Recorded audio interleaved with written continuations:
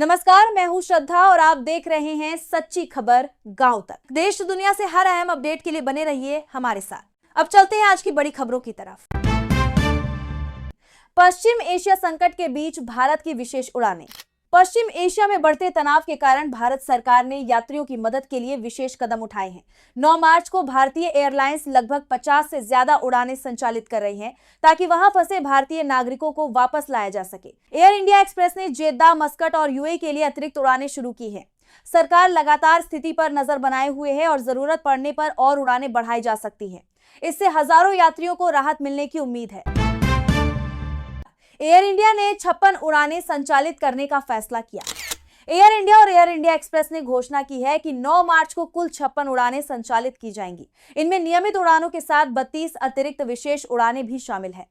ये उड़ानें मुख्य रूप से यूएई और खाड़ी देशों से भारत आने वाले यात्रियों के लिए हैं।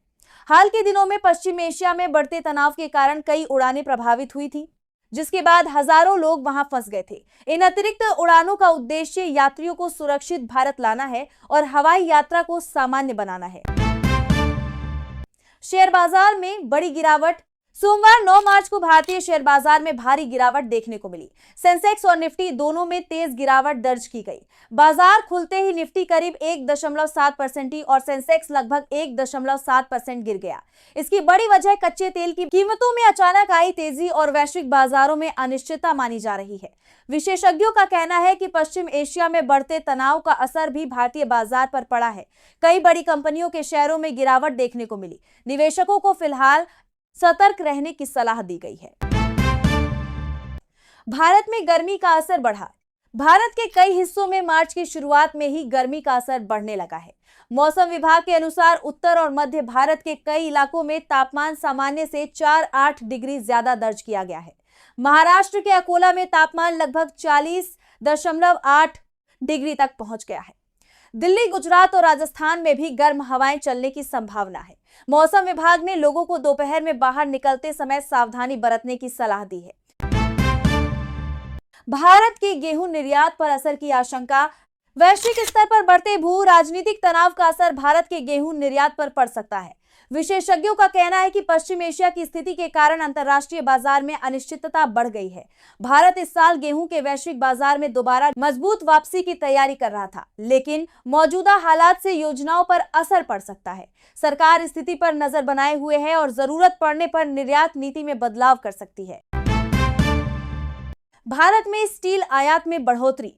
हाल की रिपोर्ट के अनुसार भारत में रोल्ड स्टील के आयात में लगभग 36% की बढ़ोतरी दर्ज की गई है। अप्रैल से फरवरी के बीच यह वृद्धि देखी गई है।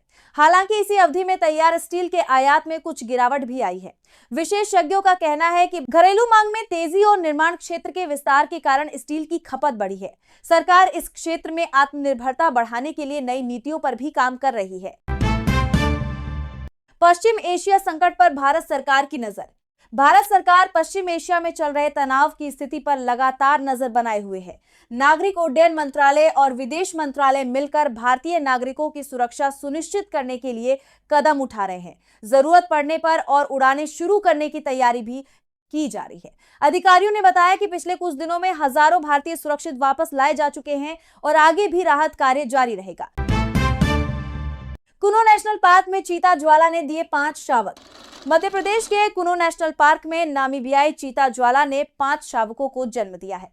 इसके साथ ही भारत में पैदा हुए चीतों की कुल संख्या 33 हो गई है। यह भारत के महत्वाकांक्षी चीता पुनर्वास परियोजना के लिए बड़ी सफलता मानी जा रही है। वन अधिकारियों ने बताया कि सभी शावक स्वस्थ हैं और उनकी लगातार निगरानी की जा रही है। इससे भारत में चीतों की आबादी बढ़ाने की योजना को नई गति मिली है। भारत में एआई तकनीक का तेजी से बढ़ता उपयोग।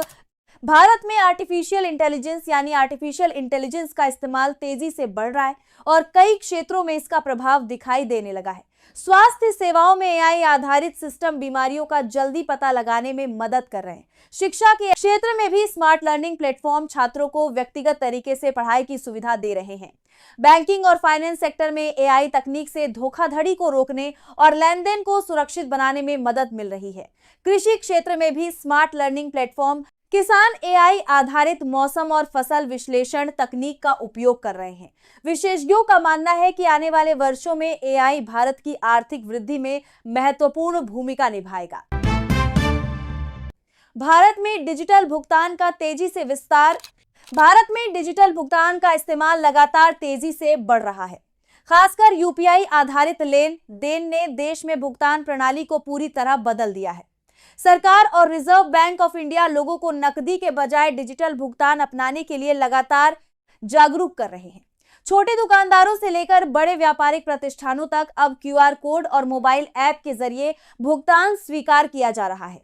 विशेषज्ञों का मानना है कि डिजिटल भुगतान से पारदर्शिता बढ़ी है और भ्रष्टाचार पर भी काफी हद तक नियंत्रण लगा है।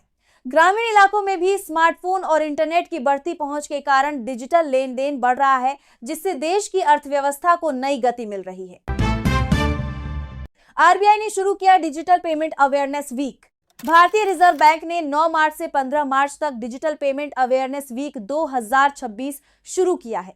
इसका उद्देश्य लोगों को सुरक्षित डिजिटल भुगतान के बारे में जागरूक करना है। इस साल का थीम है सेफ डिजिटल पेमेंट्स। आरबीआई ने लोगों को चेतावनी दी है कि पैसे प्राप्त करने के लिए किसी क्यूआर कोड को स्कैन करने या पिन साझा करने की जरूरत नहीं होती।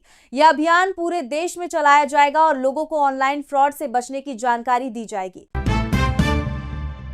कृषि क्षेत्र में नई तकनीकों का बढ़ता इस्तेमाल। भारत के कृषि क्षेत्र में आधुनिक तकनीकों का इस्तेमाल लगातार बढ़ रहा है। किसान अब ड्रोन, स्मार्ट सेंसर और डेटा आधारित तकनीकों की मदद से अपनी फसलों की बेहतर निगरानी कर रहे हैं। सरकार का डिजिटल एग्रीकल्चर मिशन किसानों को नई तकनीकों से जोड़ने की दिशा में महत्वपूर्ण कदम माना जा रहा है। ड्रोन के जरिए खेतों में कीटनाशकों का छिड़काव किया जा रहा है, जिससे समय और लागत दोनों की बचत हो रही है। इसके अलावा मौसम और मिट्टी के विश्लेषण से किसानों को सही समय पर खेती से जुड़े निर्णय लेने में मदद मिल रही है। विशेषज्ञों का कहना है कि तकनीक के उपयोग से कृषि उत्पादन और किसानों की आय दोनों में वृद्धि हो सकती है।